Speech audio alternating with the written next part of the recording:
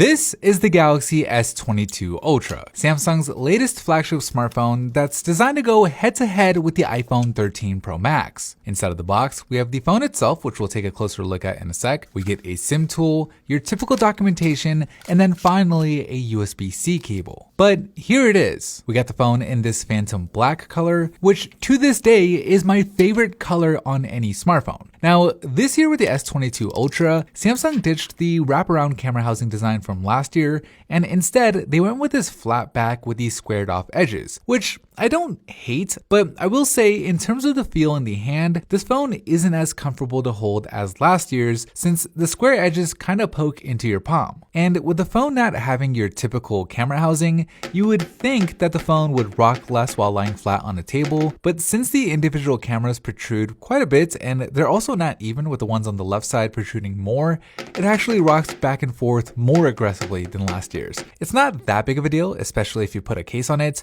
but it is something worth noting. Speaking of notes, the S22 Ultra is the first Galaxy S phone to come with an included S Pen, and I'm happy to see it. With the S Pen, you can visually jot down your thoughts on the fly, you can take photos remotely by pressing on that little button, and one of the most underappreciated features about the S Pen is it just gives you something to click on while you're sitting at your desk. Now, the good news is even though the S Pen takes up quite a bit of internal space, it's the equivalent of like 4 or 5 headphone jacks stacked up on top of each other, Samsung managed to keep the S22 Ultra about the same size and weight as the S21 Ultra while retaining that massive 5000 mAh battery. I'm actually looking forward to seeing how this phone is going to do in our battery test, considering it has a new and more efficient 4nm chip to go along with its new and more efficient display. I'm not sure if any of that will translate into challenging a phone like the iPhone 13 Pro Max, which at the moment sits at the top of our battery test rankings, but it'll be interesting to see.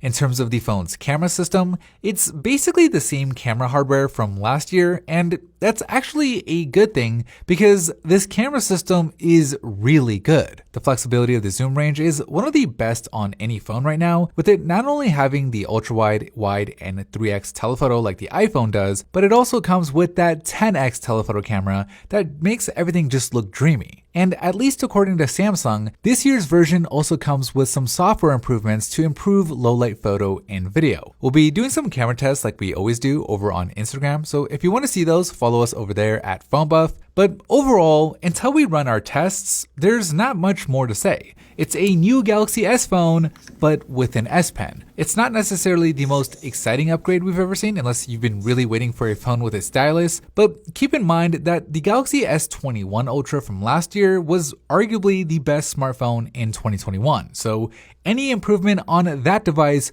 makes for a pretty good smartphone.